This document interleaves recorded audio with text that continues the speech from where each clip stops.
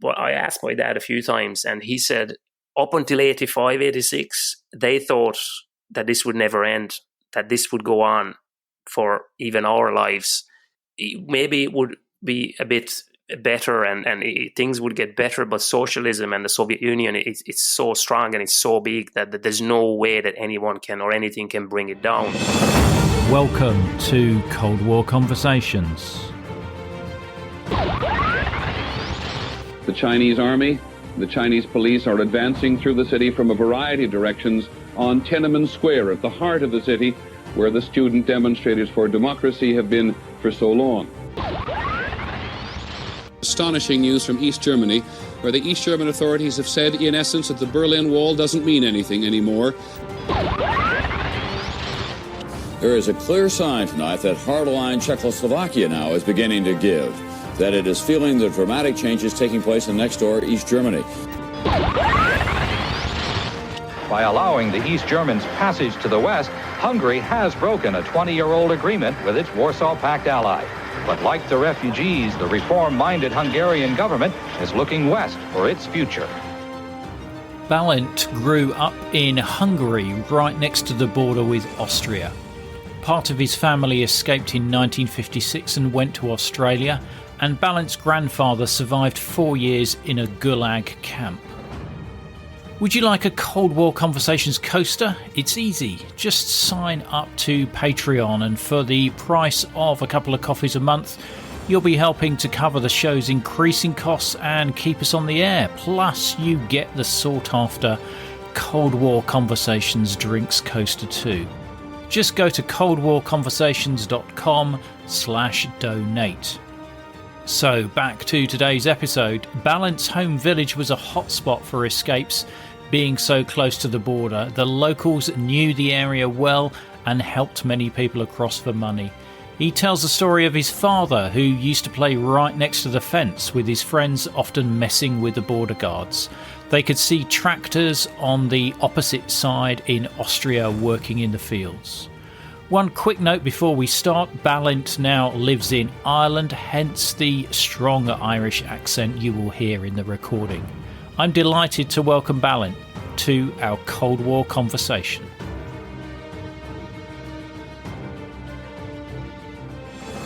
Living close to the border, and also, you know, living in Hungary in early 80s, what sort of family stories are there that you can share? Just about life in that region.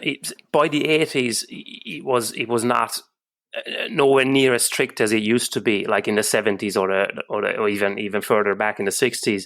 So obviously the system was crumbling, and they probably couldn't afford to have the border protection they used to have. But there was still, I remember going to my grandmother's village, and as we left the city, often on a bicycle, going to Toron, I remember the guard post outside the village. They used to ID people going into that region, even up as late as 88, 89, when the whole thing ended.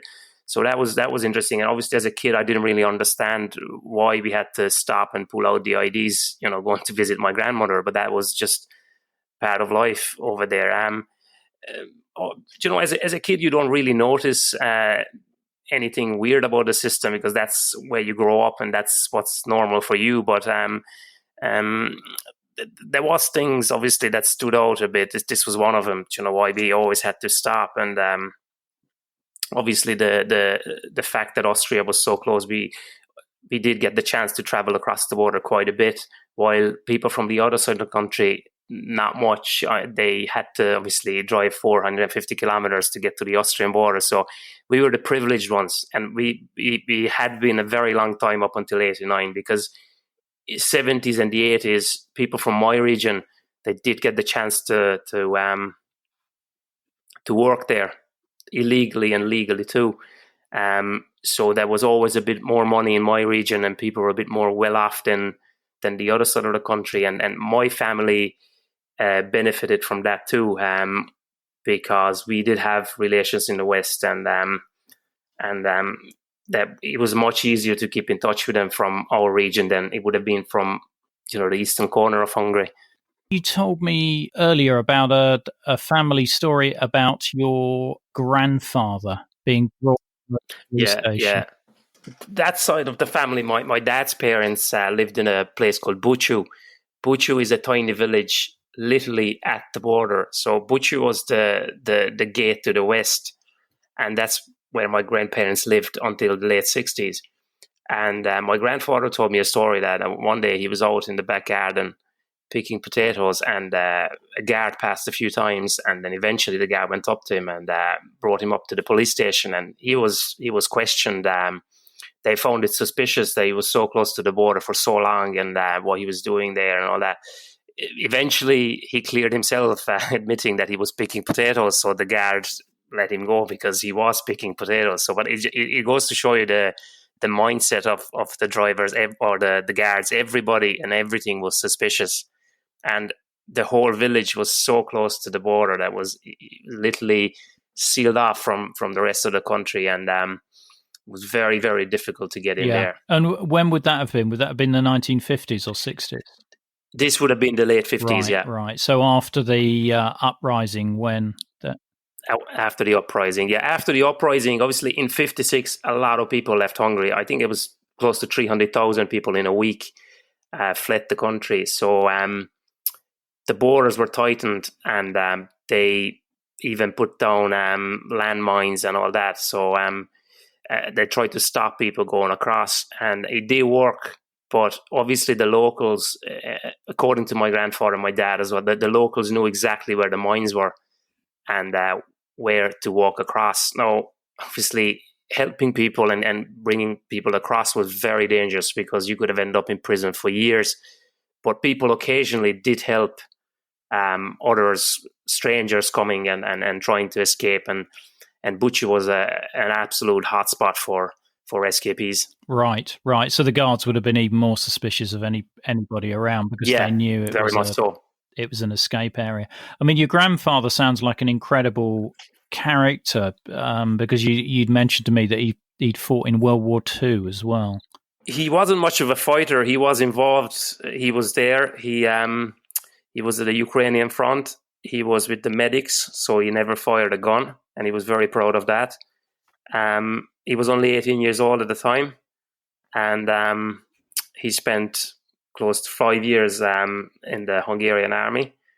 And then when he came back, he joined our district hospital, and he worked there for 52 years. Right, and I think you said he walked all the way back from the Ukraine. Yes, he escaped from captivity, and he made his way home walking with I think he was carrying a shovel or something, pretending to be working on the fields. And then when a group of soldiers, so anyone came, he just started picking the ground, and then that's how he made his way home. Unbelievable. So that was your dad's father, wasn't it? And yes. Your mother's father had certainly a less fortunate time in Hungary.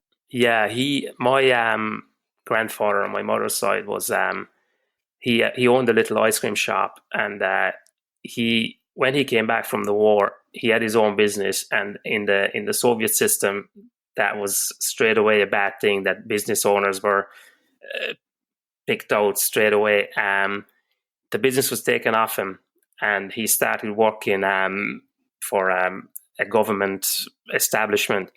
And shortly after, he was gathered up with all the local men his age, and he was shipped off to a Gulag camp. Somewhere we don't know the exact location. He never actually revealed the exact location, but he was somewhere near the Ural Mountains. Wow, that's some way. And I think you said that he never sort of revealed what his experiences were like. Yeah, he passed away in 1979, so I actually never got to meet him. But according to my parents and my grandmother, he very seldom mentioned what happened to him.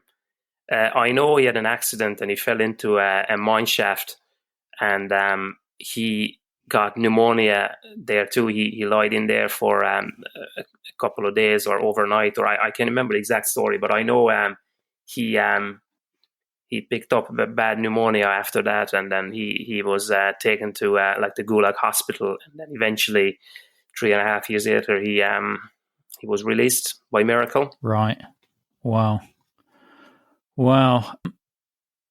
So, just coming back to your life, what age did you start school? I started school at 6 in 1985. Okay, and what was schooling like in Hungary in 1985? I have very fond memories of school. I think the big difference is to today's kids and us in 1985 that we were real kids and we enjoyed our childhood, and I think we grew up slower than kids grow up today, and we had a lot of things to do, a lot of summer camps and a lot of weekend activities, and it was all free. And I can honestly say that the education system and the school system was fantastic. Right. And was there much ideological influence in that you recognized at the time? Do you know, I listened to a lot of your shows, and a lot of people from East Berlin and the former Soviet Union and Poland, and it was nothing like that in Hungary. We got very little of that. I think Hungarian communism wasn't as hardcore as it might have been in other parts of the Eastern Bloc. We got some Soviet propaganda and obviously had to learn about the Red Army's glorious victories, but it was never too much. It was never too much. Yeah. Well, I mean, Hungary really sort of kicked off that 1989 year of revolution in Eastern Europe. Yes. With the new government coming in and, the opening of the border. So I think, when your sort of period of growing up was certainly whilst Hungary was becoming more liberalized. Yes, certainly. And what was your favorite subject at school? I love geography. Why was that? We had a good teacher, and I remember he used to tell us stories about traveling the Trans-Siberian Railway, and I was just fascinated by those places and countries, and I used to love looking at the map and looking up places with weird names and far away places. And I actually went on to study geography in college, and I became a geography teacher. I never actually went on teaching, but I am a qualified geography teacher. Right. I always love to hear those stories where people are inspired by their teacher to go and take a certain path. It's always a nice story. And as a child, what were your favorite books or TV shows or songs?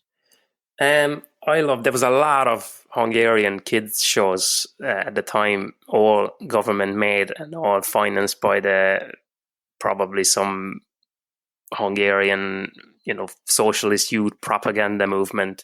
It was all the same story. It was always like a naughty kid in the neighborhood who turned out to be good. It's all it fit into that ideology. But obviously, as a kid, we didn't realize that. We watched these kids stars at the time, and I loved that. And I also loved Knight Rider. The only thing with Knight Rider was that we could only watch that on the Austrian station. And I remember we had a black and white TV, and I didn't know what color the car was. I just guessed that it was black. It was in German as well, so I couldn't really understand. I have a bit of German, and I had a bit of German as a kid too, but I couldn't really understand it fully. And I remember one of the neighbors' kids told me the car was red. And on the black and white TV, you'd nearly believe it. It's hard to tell the difference between red and black. And for years, I was 100% sure that the car in Knight Rider was red.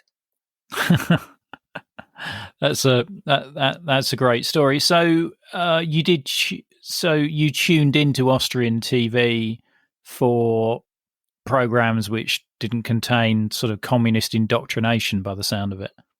Yes, and we recorded movies too, because the likes of Rambo and them movies were completely banned in Hungary at the time. So we had a video recorder, the VHS tape recorder, and we used to record everything from Austrian television. Right. And how easy was it to get hold of a VHS recorder? It was almost impossible to get in Hungary, or if you found a shop selling it, it was crazy expensive. So we had to make our way across the border and buy one in Austria. Okay, so unlike in East Germany, you could cross the border into, well, what I'd term is democratic Austria. Yes. And that was an easy thing to do, was it? It was not easy up until 1984, 1985. Then there was two types of passports in Hungary. There was a passport issued for socialist countries only, and then there was a world traveler passport too. It was actually a different color as well. And I remember when my dad got the world traveler passport, and I was fascinated by it. And then in 1986, the government realized that it was no longer possible or needed to keep the people locked in, so they just issued the world travel passport for everybody. So that's where we started making regular trips across the border without Trabi. Right. Oh, so you had a Trabi. Yeah, everybody had a Trabi at the time. Okay. And so Hungary didn't have any domestically produced cars? No, we had Skodas and Trabants and all the rest from the eastern countries. Right. And when you were in Austria, would they accept Hungarian currency? No, that's another interesting story. When the government lifted the ban on the world traveler passport, they also introduced a new thing. I looked it up recently. It was in 1986 when they allowed people to bring 200 Austrian shilling worth of currency with them. It was quite a bit of money. It would be the equivalent of maybe a couple of £100, or maybe more, maybe 300 pounds in today's money. Everybody over 18. So what every single Hungarian family did at the time, with the Trabants, the two parents up front, the kids in the back, and the grandmother in the middle in the back of the car. So the grandmother counted as obviously an adult as well, so she could bring her couple of 100 shillings too. And that's altogether the 600 shillings. And you might have a bit of money hidden in the kid's pocket too. And you could buy a lot of things with that. Right. Incredible. And what did you think of Austria? Did you notice a distinct difference when you crossed the border in? Oh, absolutely. The second we crossed into Austria, everything was clean, everything was organized, the grass was cut nice and neat. The shops were beautiful. Every shop had the automatic door when you step up the door and it opens up. None of the shops had that in Hungary. A lot of different types of chocolates. As a kid, I could stand there and just look at all the different flavors for hours. Yeah. So presumably you really look forward to those trips. Oh, absolutely, yes. And how often was that? Was that once a month that would happen? Yeah, probably once a month. And then definitely when there was a bank holiday in Hungary, then the entire city of Szombathely would go to Oberwart. Oberwart is the nearest sort of town in Austria. Would be maybe 35,000 people. So it's quite a big place, and people would cross over to do the regular shopping. The items would be, back in those days, bananas, coffee, chocolate, and then all the household items, kettles and televisions and VHS recorders. VHS, exactly. Wow. So, I mean, presumably, you were a member of the Young Pioneers as well. I was a very proud member, yes. Right. So you had the scarf and everything. I had the scarf. I had a red scarf. I had a whistle. I still have it. A belt with a nice logo on it. My blue pants and my white shirt. Right. And being a member of the Young Pioneers, what did that involve? At the time, very little, because I joined in 1989, April. That was almost the end of the school year, and the winds of change were hitting the school as well, and people knew it wouldn't last too long. So I remember one particular time we went playing hide and seek, with our group, but that's pretty much. We didn't do much, to be honest with you. There was very little organized activities by the pioneer or the pioneer movement. Right. So you managed to get the uniform, and then it all sort of started. Yeah, and that was it, pretty much. Right. Well, still, that's pretty cool, being a member of the Young Pioneers, I guess. Exactly. I still have my ID card. Fantastic. I think you sent me a photo of that, actually. Yeah, I did. And you mentioned earlier you had relatives in the West. What could you tell me about them? My mom's aunt escaped Hungary in 1956 with her family. She crossed over to Austria after the October Revolution. Her husband was involved some anti-socialist activities, and he was arrested and released and arrested and released. So eventually he decided to leave. He left on his own. Then he paid someone off to bring the wife and the kids over too. So they went across the border in late October, early November 1956. They stayed in Austria for a couple of years in a refugee camp, and they were shipped out to Australia. Wow. And did they ever come and visit you in Hungary? Yes. They first came in 1968, already as Australian citizens. A few interesting stories there too, how the authorities handled them. Well, we like an interesting story, Balint, on the show. I know they had to check into the local police station every single day. Wow. That must have been quite restrictive anyway. Yeah, he was, and they always tell me how insanely cheap it was to come to Hungary. They said one day's wage equaled unlimited food in a restaurant for the whole family. Yeah. And were they allowed near the border area, or did you have to meet them away from the border area? With the people visiting the border area, you, as an Australian citizen, they were, because they were from the West. But with other visitors, let's say if you have a cousin coming from the other side of the country, they had to apply for the permission, and you had to send out an official invitation letter and get it stamped at the police station, and then give it to the relative, and then he could go and visit you in the village. But with them, it wasn't an issue because they were Australian citizens, so they were allowed to do a bit more than your average Hungarian citizen. Right. Okay. And I mean, we spoke a little bit earlier about life near the border, and you told me about these that people who lived in the area needed a special ID. Yes. What knowledge do you have of escapes in that area? Because you did sort of mention it was quite a hot spot in terms of people trying to get across the border.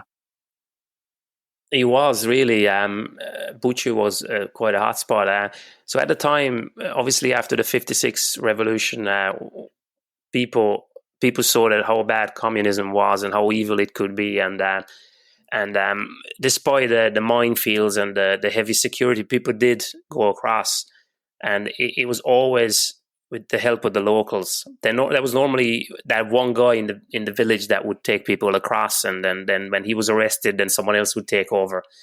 But obviously for people coming to the area, they had to have the border ID, so they couldn't use public transport, or they couldn't drive a car. They had to make their way through the forests and the fields at night to hide in the bushes, and then go into the village and then look for that person, and hoping that they run into someone that would help them. Right. And were these people Hungarians, or were they from other Warsaw Pact countries? Hungarians, mostly Hungarians. I actually, when I visited the Iron Curtain Museum, and the guy that runs the show there told us a few escape stories. I asked the question if there was anyone ever trying to escape from Austria into Hungary, and everybody burst out laughing. And I was like, no, I'm serious. Any attempts from the West to come into? Has a good question. He says, yes. He says, Soviet soldiers coming back from Germany as late as the early 50s. Right. Soviet soldiers who were in captivity and okay. then were released, and they stayed a couple of years, and then they missed the family, and they tried to make their way home to the Soviet Union. Little they knew they'd be sent to the Gulag straight away, but they did try. Yeah. Wow, that's it. That's interesting. Yes, but mainly, obviously, the vast majority of these escapes were from Hungary to Austria, and I've heard a lot of interesting and sometimes funny stories too. Go on. There was one particular one. That was this guy from the other side of the country, and he made his way across the country. He made his way to Buchu, and then he found someone helpful and nice to him, and he explained that he wanted to go across to Austria, and he was really nervous and very scared. So the locals told him, "Okay, listen, you need to calm down a small bit because you're gonna give yourself away too easily." So they gave him a little alcohol to loosen him up, and they said, "Okay, listen, all you have to do is just go a straight line, go across the forest, and then as you go over the hill, the other side of the hill is Austria. As you go over, you see the lights, and you just go into the first pub and then tell them you escaped, and they take you to the police station and they register you. And you can speak Hungarian because it used to be Hungary, that part of Austria was in the Austro-Hungarian Empire. So a lot of people across the border speak Hungarian." And I said, "Don't be afraid, just go there, tell him you escaped." So he took a bit more alcohol, and then off he went, zigzagging in the forest. Eventually got back to the same village, went into the pub, and he told somebody he escaped, and he was arrested on the spot. Wow. That's quite a sad story. That was one of the unlucky ones. And I mean, the border at this point was barbed wire fences, so the locals knew where you could get under the fence or where there were gaps. Yes, the locals knew. Even the kids knew. My dad used to work for a local farmer mining cows in the early 60s, like 62, 63, over the summer. And he said that they'd be there watching the cows in the field, and then they see the soldier, the border guard, going up to the tree, taking the key out of the tree bark, open the gate. That was the electric fence, and that was like a normal, the double fence. So he'd open one of the fences, go in there, go for a walk, come back, put the key back in the tree bark, and then off he goes again. So the kids knew exactly the key was in the tree bark. All you have to do is go there, take the key out, open the gate, and you're free to go. But I often ask my dad, "And why didn't you go? I would have gone. You should have gone." And then my dad used to say, "Look, at the time as kids, we were taught at school that all these people that cross the border, the criminals, they're letting their country down, and then they did something wrong, and then they have to escape, and then and they believe this." What about the border guards? Was there any there must have been instances of the border guards deciding. There was one particular story I heard. It's in my dad's book as well. He mentioned this story. There was a guy, a tractor driver who came once a week to plow the field. It was nicely done between the two fences, so you can see the footprints. So he'd go over that and nicely smoothen it, flatten it out, and on with his tractor. And there would be a guard standing behind him, watching him, so he won't just drive the tractor into the fence and knock it over and go across. And one time, when he was going on the strip, the soldier told him to stop because he had to go and answer nature's call. So the guard stepped away, and then he jumped on top of the tractor, jumped the fence, started running. And obviously, the soldier was told to shoot. They had to shoot. He didn't shoot because they were friends. They used to do this every single week, so together. So he went after him, and he escaped too. Right. So they both went over. Wow. Yeah, because he would have been arrested and prosecuted and put in prison, and he didn't want to do that. So he escaped. I heard another story. My dad went to school with this guy. He was a couple of years older than my dad, and they were already in secondary school. So it would have been maybe 65, 66, mid-60s. he was told by his mother that if you fail your exam, son, don't bother coming home because you'll be in trouble.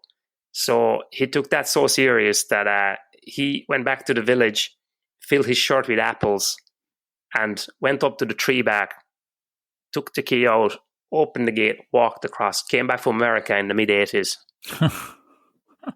So there was a lot of people that from there, not so much from Buchu, but from, it was such a small village that a few people escaped, but by the 60s, 70s, it was getting less and less. Yeah. Well, the security was getting stronger. Yeah, and then things were getting better in Hungary too.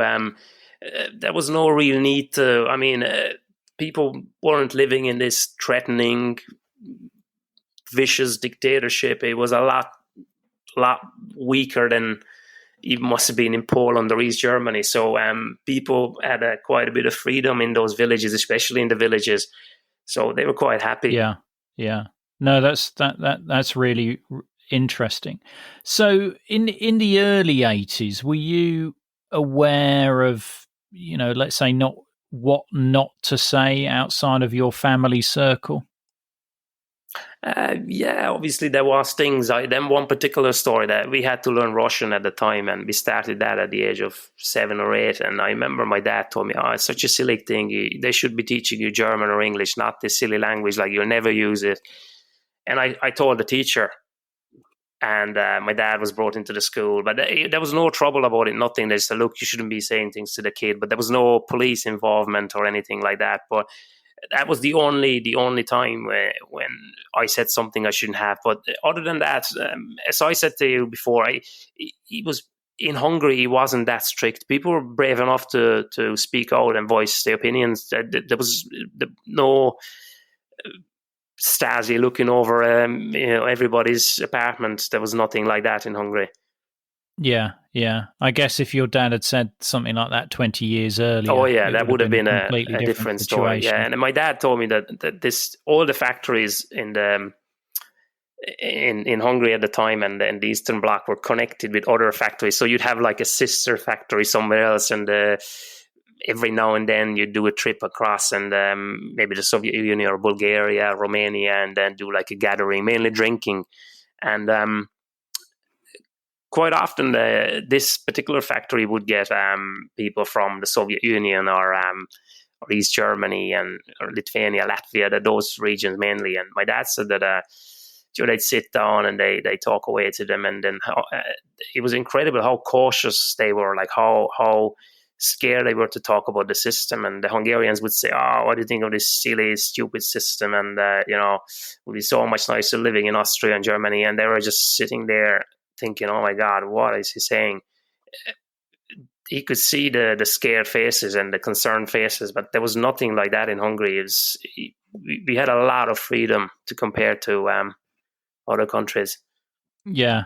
No, that again, that's really interesting because I think some people don't realize the contrast between some of the different Warsaw Pact countries. Yeah. And Hungary, the more I read about it, it was obviously going to be the prime country to sort of try and get out of that Soviet sphere of influence because it had become more liberalized, and it's interesting you saying how the standard of living improved, so to the point at which less people wanted to leave. Yeah, we had very little, but everybody had that same little. Everybody had that Trabant car and the 2-bedroom apartment and the holiday by Lake Balaton. And that was enough. Nobody was jealous. Everybody was sort of equal, and people were happy. Yeah. And when, you would have been very young at the time, so you might not be able to answer this, but when did you become aware of the political situation changing? I guess it must have been around about Young Pioneers time. It would have been. Like I actually asked my dad because obviously, as you said, I was very young at the time, so I couldn't really fully understand what was going on. I know that my parents never talked about politics up until 87, 88 when it started, and there was problems, and then that's where the country's economic situation was that, the free education and the free healthcare, and that was taking its toll, and I wouldn't say we were struggling, but certainly we felt that the times were getting tougher. And then I remember my mom crying a couple of times and thinking, what we're going to do. But I asked my dad a few times, and he said up until 85, 86, they thought that this would never end, that this would go on for even our lives. And maybe it would be a bit better, and things would get better, but socialism and the Soviet Union, it's so strong and it's so big that there's no way that anyone can or anything can bring it down. So up until the late 80s, I think people were just sort of accepting the situation and knowing, okay, this is what it is, and there's not much we can do. Yeah. And in 89, did you start to see more East Germans in the border area because of the possibilities of the border being opened? Yeah, but that was when things were already, the wheels were moving, and the wheels were turning. I remember when these Germans came and they left all the cars behind. That's all I remember as a kid, the empty cars on the side of the road.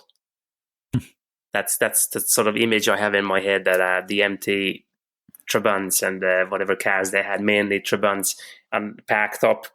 And I know the Pan-European picnic, that thing, I knew the phrase, but I didn't have the foggiest idea what it meant, but I always found it sort of cool to say it, and I heard it on TV the whole time. And Chernobyl was another thing. I used to hear the word Chernobyl, and I was so, it's just a nice sounding word, but I didn't understand what it was. Yeah. And the 9th of November 1989 probably wouldn't have been a big day for Hungary. Can you remember, hearing about the fact that East Germany had opened its borders? I knew that the Germans were led across. I saw that on TV, and I saw the happy faces and people running across. And I do remember watching that on the news. But I was 10 years old, so I didn't really understand. Later on in my life, obviously I did, but at the time I didn't really understand what was going on. But I just found it interesting that why they're running, why they're so happy, But obviously, I understood later how significant it was in bringing down the whole system, and I'm actually very happy that Hungary was involved in it, and then Hungary probably put the last coffin in communism's, or last nail in communism's coffin. I mean, yeah. No, I think you're right. I think it was the first domino that set off all the other ones. And what changes did you see in Hungary as you got older? It's interesting because everybody I talk to think Western people, like my friends here in Ireland or other people I talk to from Western countries, that they think it happened overnight. So like on a Monday morning we went to school and it was completely different. It was nothing like that. Like things didn't really change until probably 92, 93. So it's pretty much the same system and the same ideology. Like we even had to keep studying Russian. Even that didn't stop. And it carried on. You can't just stop something and just wipe it off the board and start. Yeah. Millions of people's lives at stake, and you have to think before you. Obviously, the biggest problem in Hungary was the massive unemployment after the regime fell, because communism's fundamental idea is that everybody has to be employed, and no matter what, like even if there's nothing to do in the factory, you still have to go to work and you still have to be there, and technically you're employed. There's no unemployment whatsoever, and all these big corporations and American and English and German corporations bought off the Hungarian factories, and they realized, okay, why do you have 14,000 people working here? I only need 2,500. So suddenly people started losing their jobs, and my parents did too. And and suddenly it was over 2 million people unemployed. But that happened slowly. So it happened it reached this peak by, I think, late 92, when there was over 2 million people unemployed. Right. And how did your parents cope with unemployment? My parents were lucky. My dad landed a job almost immediately. He because he was involved in adult education, the local job center took him on. So he probably unemployed for a week.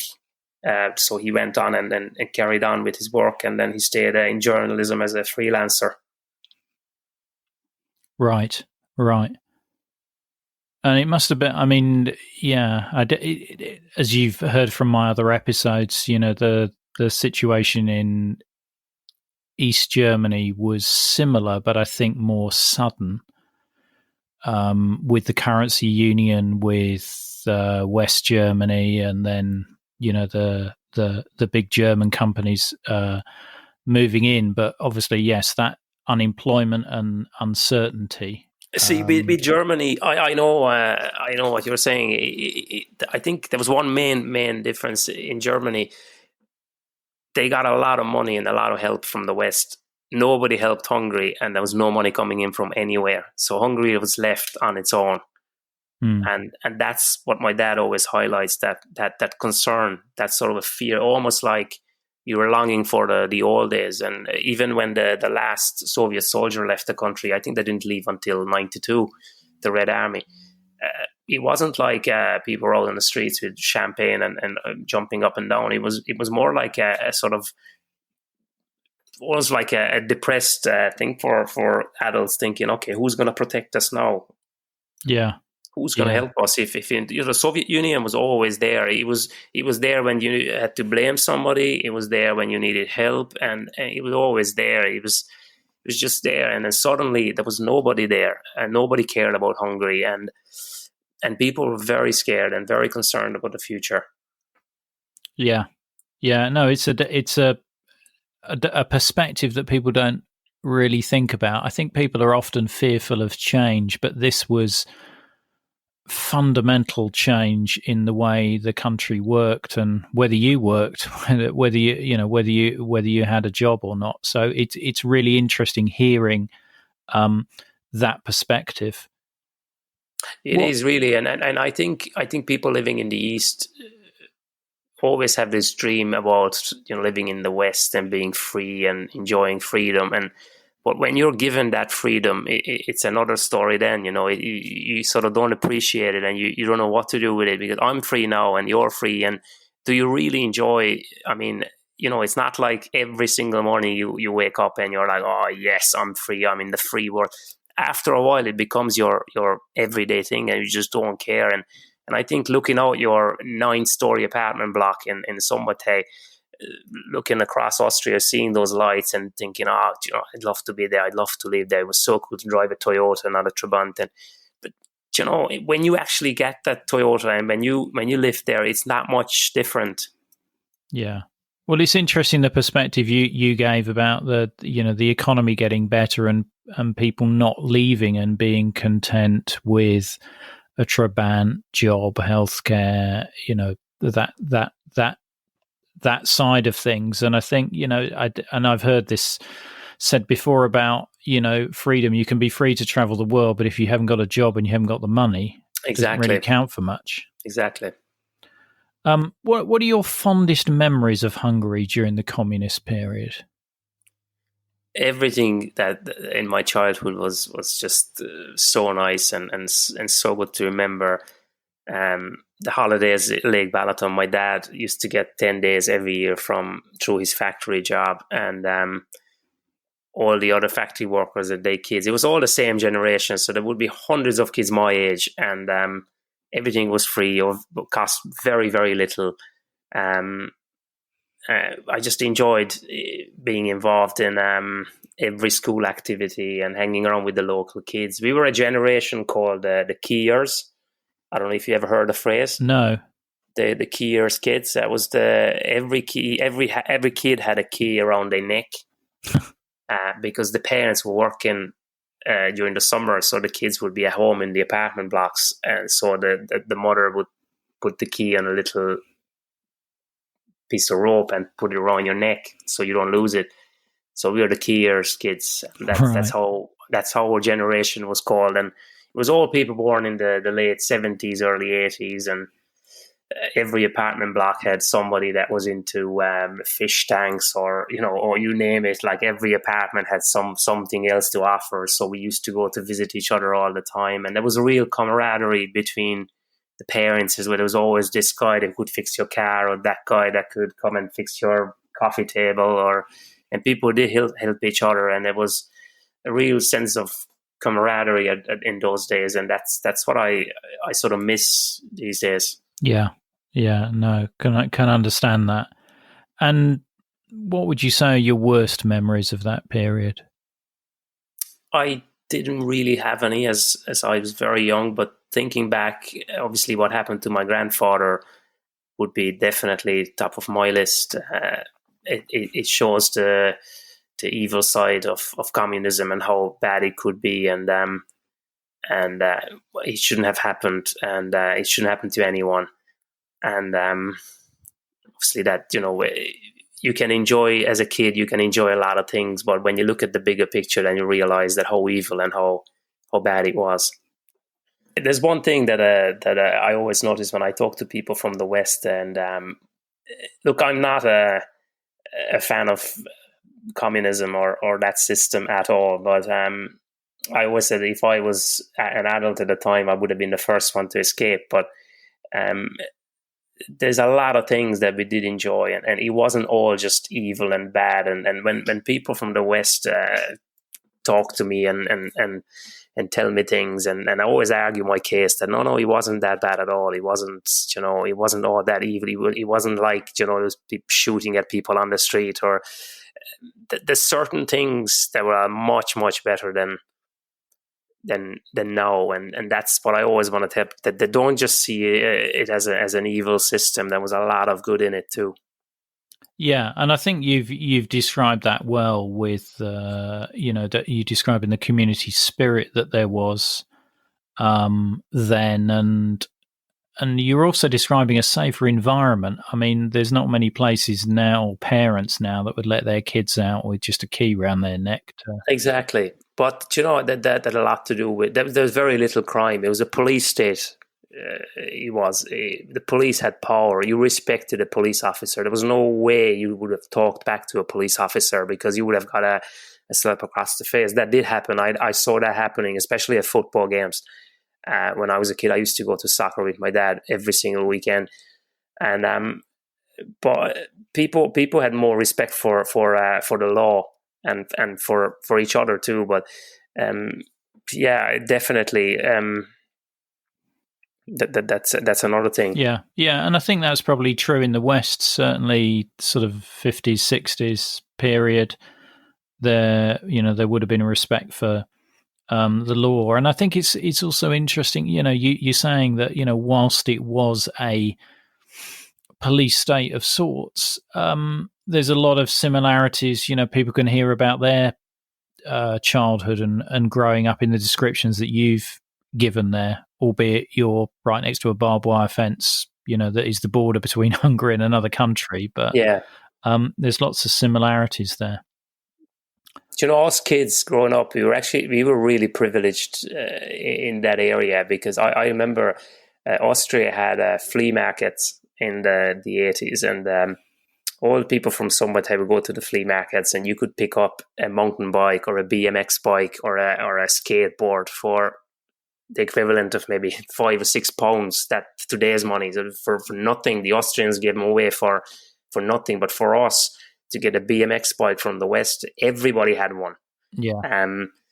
Because it was so cheap, but nobody, as you were getting further from the Austrian border into Hungary, nobody had it. So I remember relatives visiting us from the Midlands and coming over and saying, "Oh my God, where did you get this bike?" It was a big thing for him, but it was nothing for us. So in that Western corner, life was always different. Always, from the minute it started in 1945 up until the point it ended, we were always the privileged ones. Yeah, Yeah. Well, Balint, I really appreciate you sharing your story with me tonight. That's been really interesting and really insightful. My pleasure. I do hope you enjoyed Balint's story. We have further photos and information in our show notes, which are at coldwarconversations.com/episode and the number 85. This will also show as a link in some podcast apps. Don't forget, if you'd like to get that Cold War Conversations coaster and keep us on the air, head over to coldwarconversations.com/donate, or again, click on the link in your podcast app. If you can't wait for the next episode, do visit our Facebook discussion group where our guests and listeners just like you continue the Cold War conversation. Thank you very much for listening. It is really appreciated. Goodbye.